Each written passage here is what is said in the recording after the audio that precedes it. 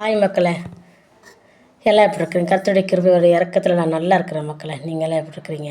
அப்புறம் மக்களே, இந்த கர்த்தர் வருகை சமீபமாயிருச்சு சரிங்களா? அதனால் ஜனங்கள் எல்லாம் அவருடைய வருகை சமீபமானாலும் இப்படி தான் நடக்கும்னு சொல்லப்பட்டிருக்கு. நார்த் சைடை ஒரு ஊழிக்காரருடைய மனைவியை நெத்தியில் குங்குமம் வை, திலகம் வை, நீ பைபிள் சூக்காலோட பைபிள் மிதி அப்படிலாம் சொல்லி அவங்கள சித்திரவதைப்படுத்துகிறாங்க. ஆனால் நான் ஒன்று சொல்கிறேன் மக்களே, தேவன் இதுக்கு முன்பாகவே சொல்லியிருக்கிறார். ஏன்னா என் நிமித்தம் உங்களை காயப்படுத்துவார்கள், என் நிமித்தம் உங்களை உபத்திரப்படுத்துவார்கள், என் நிமித்தம் நீங்கள் ரத்தம் சிந்துவீர்கள்னு சொல்லப்பட்டிருக்குது. இவைகெல்லாம் என்னோடய வருகைக்கு சமீபமாக இருக்கிறது. ரத்தச்சாட்சியாக மறிக்கிறவன் என் பரலோக ராஜ்யத்தில் இருப்பான்னு சொல்லப்பட்டிருக்குது. அவங்களுக்கு எந்த நியாயத்திருப்புமே கிடையாது. உடனே பரலோக ராஜ்யத்தில் அவங்க இருப்பாங்க அப்படி சொல்லப்பட்டிருக்குது. தேவன் எல்லாம் எதுக்காக குறிக்கப்பட்டிருக்கிறாருன்றது நீங்கள் யாரும் புரிஞ்சுக்காம தான் நடந்துக்கிறீங்க மக்களை. யார் எந்த கிறிஸ்தவனாவது இதை செய்ய அதை செய்யன்னு யாரும் சொல்கிறதில்ல. இஷ்டம் இருந்தால் ஏற்றுக்கங்களேன்னு ஏற்றுக்கொள்ளாமல் போங்க. இன்றைக்கி அநேகர் அதாவது ஆட்டுத்தோல் போத்துன ஆட்டுக்குட்டிகளாக தான் இருக்கிறாங்க. உள்ளுக்குள்ளே அவங்களாம் ஆடுக்குட்டியாக வெளியே அவர்கள் பெரிய ஒரு பலசாலிங்கன்ற மாதிரி நடந்துட்டு இருக்கிறாங்க மக்களை.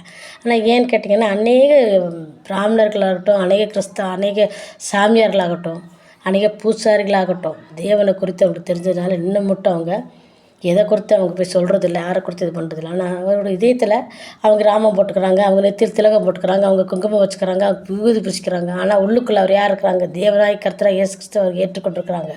வெளியே சொல்கிறதில்ல. ஏன்னு கேட்டீங்கன்னா, அவங்களுக்கு உபத்திரப்படுத்துவாங்கன்னு சொல்லி அவங்க யார்கிட்ட சொல்கிறதில்ல. அன்றைக்கி பாருங்கள், ஒருத்தர் பட்டை ராமம் பித்திட்டு இருக்கிறாரு, 3 ராமம். அவர் சொல்கிறார் பாருங்கள், என் பையனுக்கு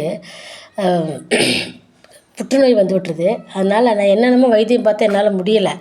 கடைசியில் நான் என்ன பண்ணிட்டேன், ஒரு டாக்டர் இருக்கிறாரு. அந்த டாக்டர் எங்கே இருக்கிற சிக்காகோவில் இருக்கிறாரு. அந்த டாக்டர் என் பிள்ளைக்கு வைத்தியம் பார்க்குறதுக்கு என்னிடத்துல பைசா இல்லை, நான் என்னோட செலவு பண்ணவும் என்னால் முடியாதுன்னு சொல்லிட்டு அந்த பிள்ளைய ஆண்டவர் பார்த்துக்கிட்டோம். கர்த்தராக இயேசு கிறிஸ்து குழந்தைய பார்த்துக்கிட்டோம், எனக்கு என்ன இயேசு பார்த்துக்குவாருன்னு சொல்லிட்டு அவர் விட்டார். அவரோட பிள்ளை தான் நான். எங்கேயோ இருந்த சிக்காகோவில் இருந்துட்டு அதே டாக்டர் இங்கே அவர் யாருக்கு வந்தாருன்னு தெரியாது, யாருக்குமே தெரியாது. அவர் வந்தாருன்னு சொல்லி தெரியப்படுத்தி அவர் வந்திருக்கிறாரு. உடனே அந்த குழந்தைக்கிட்ட அந்த பையனுக்கு ட்ரீட்மெண்ட் ஆகிருக்குது. இன்றைக்கி சுகமாகி நல்லா இருக்கார். இன்றைக்கி முகத்தில் நிறைய வருஷங்களெல்லாம் ஆயிடல, இப்போ தான் சமீபமாக 4-5 வருஷத்துக்குள்ளே அந்த குழந்தைக்கு அவங்க மகனுக்கு சுகமாக இருக்குது அப்படின்னு அவர் வெளிப்படையாக சொல்கிறாரு. இப்படி நிறைய பூசாரிங்க வெளிப்படையாக ஆண்டவர் இயேசு கிறிஸ்து உண்மையானவர்னு சொல்கிறாங்க. அவர் தான் நமக்காக இந்த பூமியில் ரத்தம் சிந்தினார், நமக்காக பாவங்களை மன்னிக்கிறவர் அவர் ஒருத்தர் மட்டும்தான்.